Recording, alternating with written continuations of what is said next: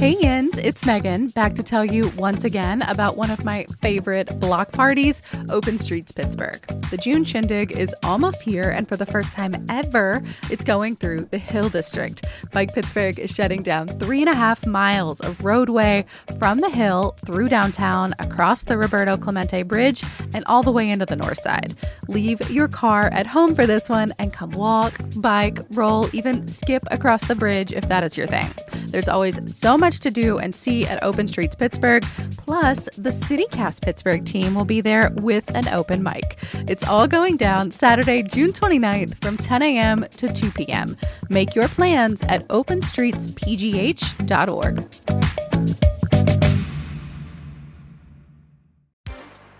Hey CityCast friends, producer Sophia Lowe here. I am still checking off all the classic local summer activities.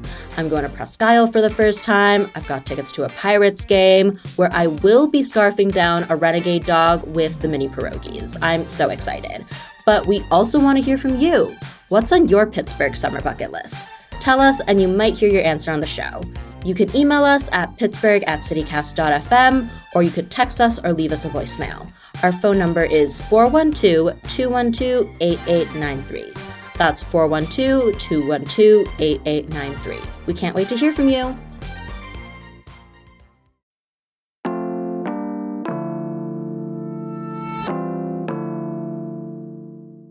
Today on CityCast Pittsburgh. The pie gods have been blessing us lately with more and more pizza joints. But which ones are actually the best? Today, we're bringing back a conversation with a local pizza journalist to find, to debate, honestly, kind of to argue about the best pizza that Pittsburgh has to offer.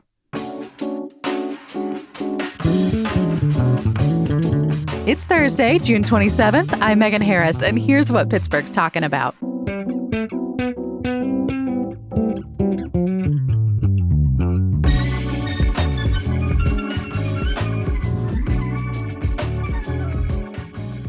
So before we get into the show today, talking all about one of our favorite pastimes, pizza. Yes. Producer Sophia and I wanted to remind you that you can still become a member of CityCast Pittsburgh. Yes, if you're interested, you can get perks like ad-free listening, one of my favorites, more time to get to the content, and you can find out more at membership.citycast.fm.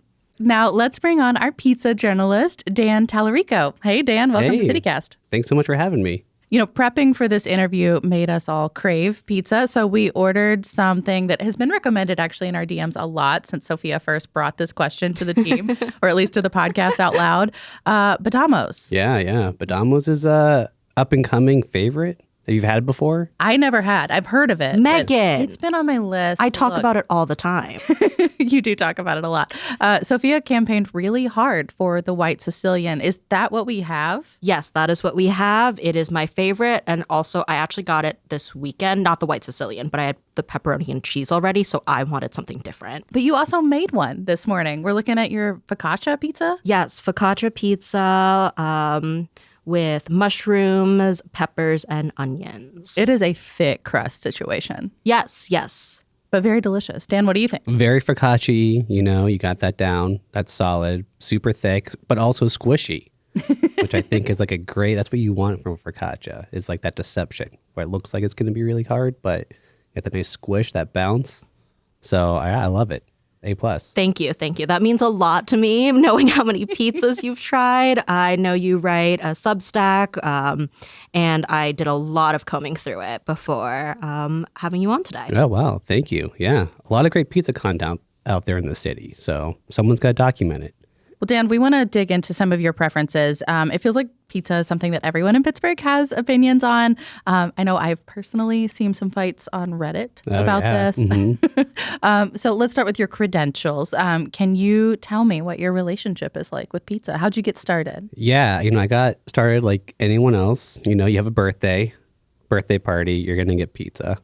I grew up in the North Hills here in Pittsburgh, and at the time, this place doesn't exist anymore, but Luciano's was our go-to place. I've heard about that. Yeah, Luciano's was great. And, it's like Luciano's, Monticello's was a big family favorite, and, that was just anytime we could convince a parent to get us pizza, that's what we would go for. And so basically our food revolved around just like, how can we get this pizza? We'll do anything for it. And so, yeah, grew up eating the pizza from the North Hills. Sir Pizza was also a real highlight for us. But then I started working at pizzerias. So worked at Bellisario's, which is a interesting little place up by Duncan Manor, delivering pizzas. Worked at a couple places around the city. What was your job in these places? Like, what's your role? Well, my role was I never really made much of the pizza. I would occasionally at Bellisario's. I was washing the dishes, and then I was delivering pizzas in a time of desperation for Bellisario's, where I didn't yet have my license, but I had my learner's permit, and they needed a delivery person so bad that like the owner, Don, gave me his car and was like, hey, can you deliver this? Can you get a hardship license just for a pizza shop? I think so, yeah. I think you absolutely can. I would be bad at that job. I'd want to eat the pizza. Right. That's the issue. People like giving someone like their large pizza that misses 2 slices.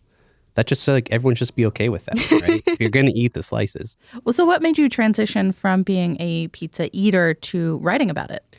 Well, it's something that, you talked about the people in Pittsburgh have like a very strong pizza opinions, and that those opinions kind of formulate around a couple key places, right? Like you hear Minio's, Aiello's a lot, Fiore's, like those. Honestly, I've never eaten any of those places. So See, Squirrel Hill was my first spot, so Okay, I was yeah. required to go there, I think within a week of living in the neighborhood. Yeah, that's like a welcome package of Pittsburgh is like someone escorts you to one of those places. Literally, my neighbors took me. Yeah, exactly. Like you have to have this. And then you're like, okay, this is great. And then they grill you to form an opinion right then and there based on whatever you ordered that may or may not have been perfect that day. It's really funny. And I've yet to meet anyone that has like come to Pittsburgh, has been forced to go to one of those places and like loved it. Mm-hmm. I think it is a product of like where you grew up, what you were fed when you were a kid that sort of forms your love for pizza. And I think people, outsiders that come to get Minio's, Aiello's, I don't think they don't love it very much, right? So, I mean, do you love it? What's your experience? I think I was, if I'm remembering correctly, I chose Aiello's on the day. Yeah. But I ate it both depending on what time of day I needed to go. There was a lot of 2 a.m. pizza stops, you know what I'm saying? Yeah, totally. I mean, that's always important, and it's nice to have a place that's open late because, as we know, Pittsburgh, sometimes it's hard to find late night food. So Criminal. That's all right. So, Dan, you've been eating pizza here for such a long time. Have there been any major changes in the pizza scene lately, or things you're really excited about that have been happening recently? Yeah, totally. Pittsburgh, around like 2008, 2009, Pittsburgh really started changing in like a culinary way. Absolutely. Like a place like Salt of the Earth opened up, right, in Garfield. And that was like with the first like quote unquote huge restaurant in the city. I feel like that really like felt like, oh, this could exist in a place like New York or LA. Now Pittsburgh has it. And then more of those places started popping up. Dinette on the East End was another one of those places that served like, I guess San Francisco, California style pizzas. Mm-hmm. And at the time, the city was really, I think, embracing like artisan food, right? And so from that point on, there were, a handful, dozens of new pizza shops that were doing something different than like Minio's, Aiello's, Luciano's, Mama Lucia's, those places that were thinking very deeply about their ingredients, thinking about what goes on a pizza, making the dough, making the best dough possible, and really trying to push the limits of like what pizza could be. And so, you have places like SPAC experimenting with, veggie and vegan stuff. In Garfield, yeah. And Jerfoot Oven, right? Which is doing some really amazing stuff. Pizza Taglio, which doesn't exist anymore, but they were, spearheading this like Neapolitan like renaissance in the city where it was like amazing wood-fired pizza that was like, incredible. Like you couldn't get pizza like that here before. That was just amazing. So there's so many new places like Ironborn, Mercurio's, that have, and Badamo's, I think, is doing a great like New York slice. Especially their square pizzas, that these places didn't exist and wouldn't have existed, like 20 years ago. But it's only recently that the culture has changed, like embrace and support these places. And now they could, grow and thrive. Yeah, I think Badamo's, as someone from New Jersey who has very strong pizza opinions and has eaten many New York slices, I do think Badamo's probably comes close to my favorite. But that being said, I think their Sicilian pizza is better. Like the chewiness of it and everything. So I highly recommend popping in for either slice. I do know you can like customize your pizzas too when you order online, but everything they do is so perfect. I don't think they need a lot of toppings. No. Yeah. This bread, I mean, this dough is so good. The Sicilian we have here is amazing. And I'm a square guy. You know, anytime I can get a square, I go for it. And I think Badomos is definitely one of the top square pizzas in the city.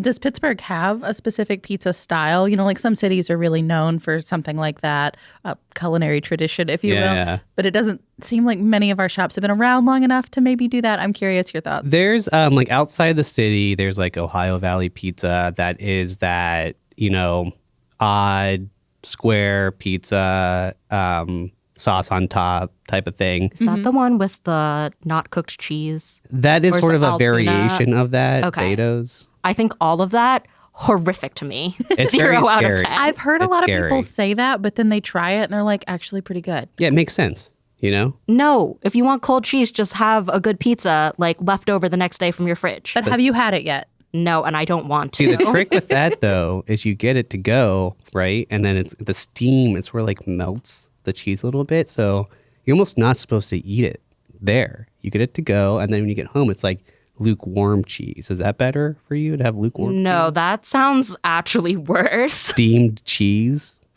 No, That's what they thank should, you. that should be their tagline. So what's your favorite pizza? Do you have one? You know, it really does vary on the day of the week, the time of day. Actually, this will be the 7th day in a row I have eaten pizza, oddly enough. That was like, I did not plan that out. It just organically happened. Everyone behind the scenes just raised their eyebrows in a really sincerely concerned way. It's nuts. You know, I think what's great is no matter where you are, neighborhood wise, there's good pizza everywhere. And so, you know, it varies. Like if I want like a classic pizza, I'll go Spack. If I want something a little nicer, you know, Driftwood Oven. Spirit's really great on like, you know, fun, you know, not going to the bar, happy hour occasions. But yeah, there's no shortage of great pizza out there. So it really does depend. And on the flip side, is there any type of pizza you will not touch? Wow. You know what? No, I don't think so. I did have the opportunity to have that Altoona hotel pizza. Have you seen that? I've seen pictures of it. I've not personally eaten I it. gagged the first time I saw one, like Yeah. out loud. It does seem like it was made in some weird lab that should just be like desecrated. And it is kind of, I guess, a tourist trap in some ways. And it's very effective, you know. It is bizarre, and I've had it. And it, you know, after eating that, I'm like, you know what? I'll eat anything, I guess. I'm finding out about myself. Like, I'll eat, if it's in the shape or form of a pizza, I'll put it in my body.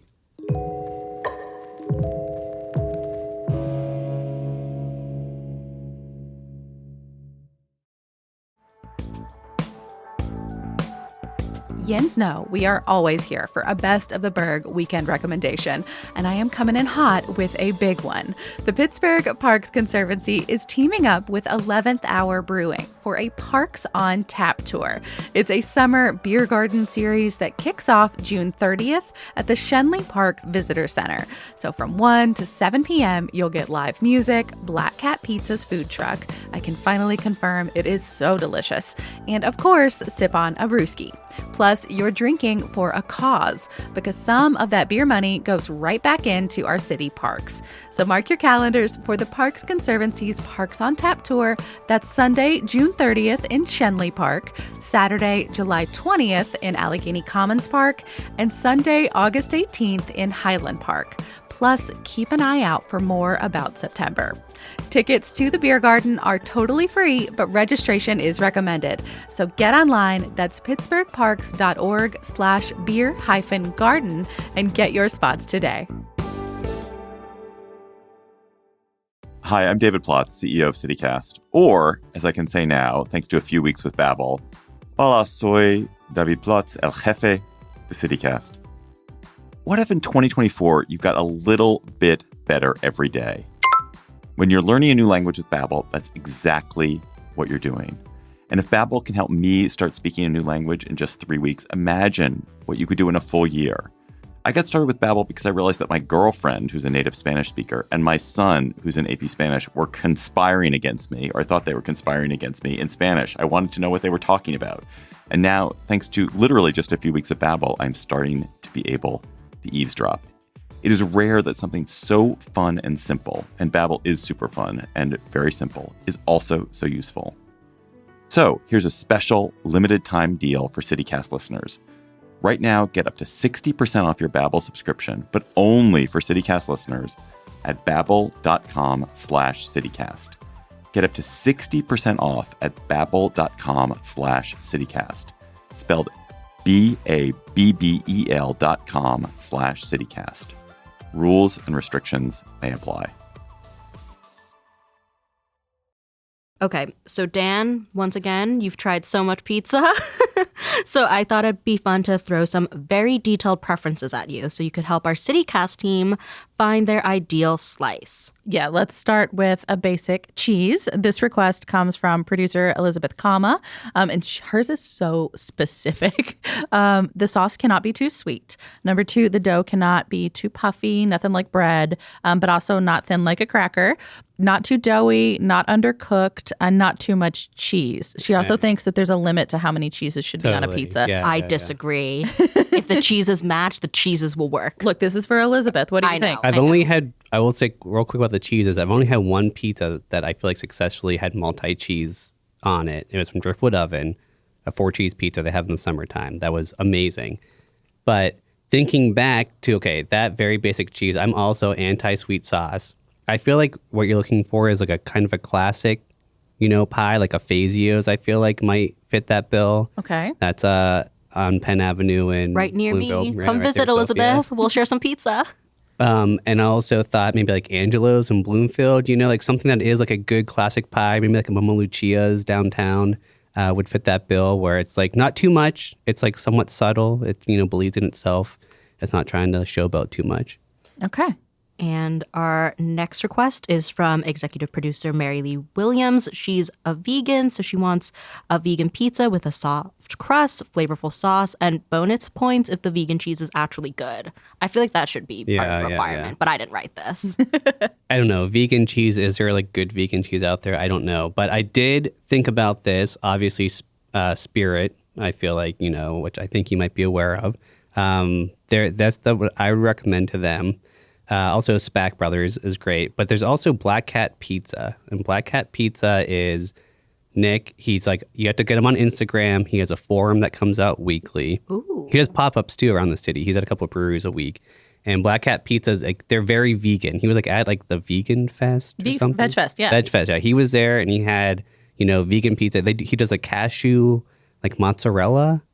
So I think I've never had it, but I think that might fit the criteria as good vegan pizza. He does an amazing job. So. Mary Lee's also a cat person, so double bonus. There we go. What about gluten-free? No one asked us for this, to be clear, but we feel like it's important. Yeah, gluten-free. I just wrote about this recently, and I interviewed the chef at Ironborn about it, because Ironborn Pizza just rolled out gluten-free. And if you know Ironborn's a very deep, thick pizza, right? Detroit-esque style.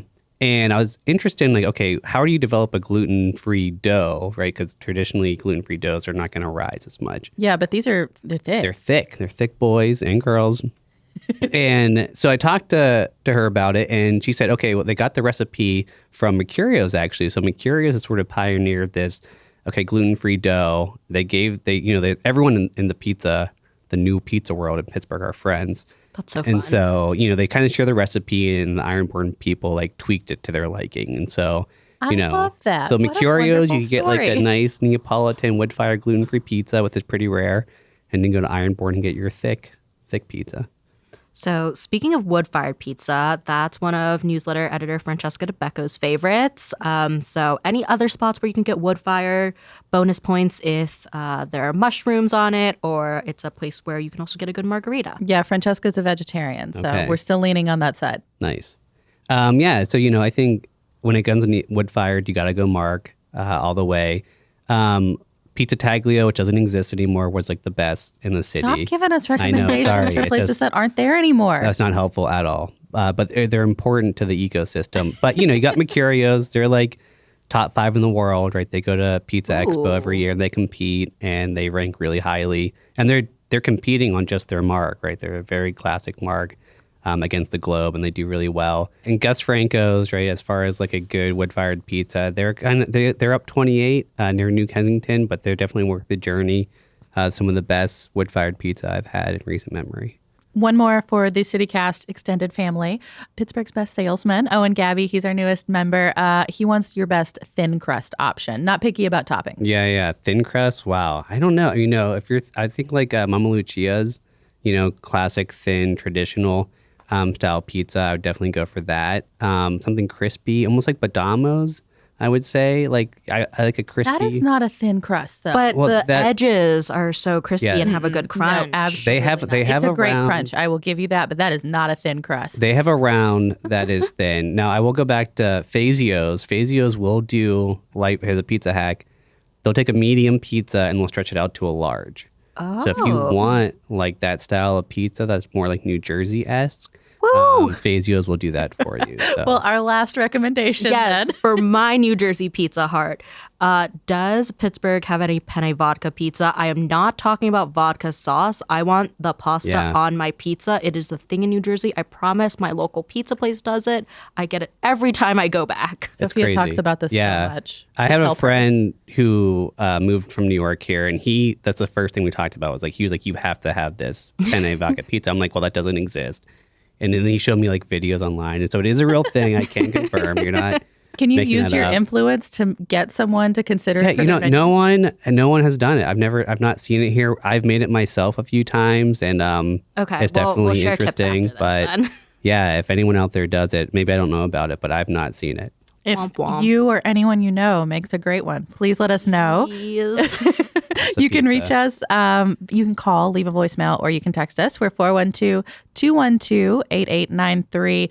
Dan, before you go, we have just a few more categories for you, super quick. So specialty pizza, whatever that means to you. What would you pick? Wow, Ironborn to me is probably the most special. It's so decadent and amazing, so I'd go that. Best drunk greasy slice. You know what? Fazio's. That's what I was They're going open to say. somewhat late. That would be my pick too. I love their Hawaiian pizza, so anyone who hates pineapple, too bad. But theirs is really good because they also put bacon on their Hawaiian pizza. So very salty, very acidic, very sweet. I'm very pro all of those things. What about, on the flip side, something outside the city? Rockaway is a must visit. Go to Rockaway Pizza, the best pizza I've ever had. I've heard that name. That's a that's 20-minute big statement. 5. Yeah. Best pizza you've So ever good. had? It's amazing. Okay. Somewhere with good food, good ambiance, like nice date night. Yeah, so I think Pizziello Primo in Market Square. It's a good, day night spot, nice, cozy place. That's good for this squad. Maybe we'll wander over there one night. What about not necessarily a Pittsburgh spot, but do you have like a go-to frozen pizza or takeaway thing? Yeah. This may or may not be from me because I've gotten really frustrated with soggy crusts when they sit in a takeout box for too long. Like a frozen pizza I like is Rayo's, right? They do a good frozen Their pizza. sauce is amazing. I love their sauce. I just picked one of those up from a Giant Eagle. I haven't eaten it yet. You also get Roberta's. So Roberta's is a New York place, and they like freeze dry their pizzas and serve them in a bag. And so it's basically getting like a Neapolitan pizza. Okay. So I definitely check those two out. Someone buy me that for Christmas. Yeah, and then that takeout option, one that you think actually benefits maybe to-go from pizza? from Wow. being in a box. the weird steamy cheese one. The steamy cheese. I think Beto's takes it. Yeah, that's takeout only. And very last, any honorable mentions, like places we didn't get to maybe, but you still think you tip your cap for whatever reason. Like Gus Franco's I mentioned previously, but they're kind of a hike too. I definitely check them out. Rockaway is huge. Driftwood Oven, if you haven't tried that, it's like worth having. It's definitely a unique type of pizza. And throw some of the Spack and Spirit. Those are like my staples in my life. So yeah, there's no shortage of good pizza out there. Just don't be afraid to try some new pizza. Dan, thank you so much. You can find Dan in the Pittsburgh Pizza News on Substack. It's at pizzawalkwithme.com. We'll have a link to that in the Hey Pittsburgh newsletter as well as the show notes. And Sophia, thank you for your strong opinions. Absolutely happy to bring them. And Dan, once again, thank you for the recommendations. I have a lot of places to check out now. Yeah, thanks so much for having me. Thanks, y'all. Pizza you later. That's all for today here on CityCast Pittsburgh. If you're liking what you hear, please leave us a nice rating and a good review. We'll be back tomorrow morning with more news from around the city. Talk to you soon.